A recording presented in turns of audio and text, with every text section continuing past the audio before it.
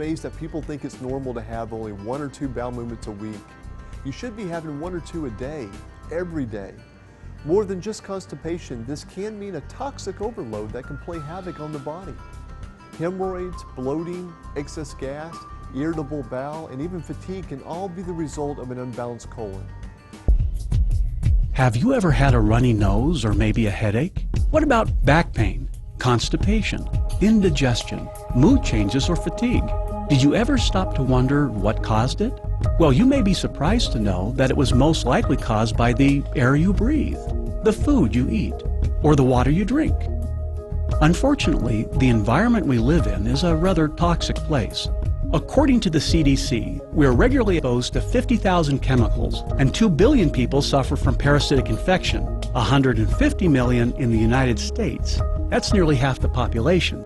And while we think we might be taking proper precautions, it's very hard to avoid all of these contaminants. Did you know that 110 chemicals are used to grow an apple? And while you probably wash your apples before you eat them, did you know that ordinary tap water may contain up to 700 chemicals?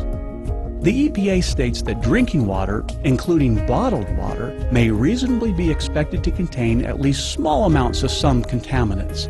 And what sort of contaminants are these?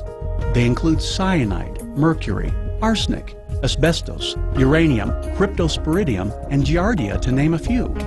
Fortunately, our bodies were designed to get rid of the toxins and parasites that invade our body.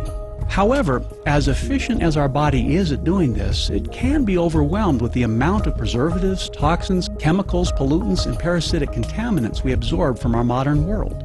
In fact, the average person carries anywhere from 5 to 25 pounds of intestinal toxic matter.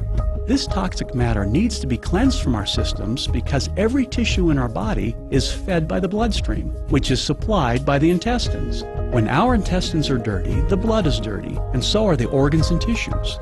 Over time, increased exposure to toxins, pollutants, and parasites wreaks havoc on our digestive system. The deterioration of the digestive system can occur silently for years, producing no symptoms or only minor, non-specific ones. Headaches, reduced energy, gas, bloating, constipation, and indigestion. These can be a prelude to the onset of more chronic problems: obesity, prostate disease, diabetes, peptic ulcers, and even colorectal cancer, the 4th most common cancer in women.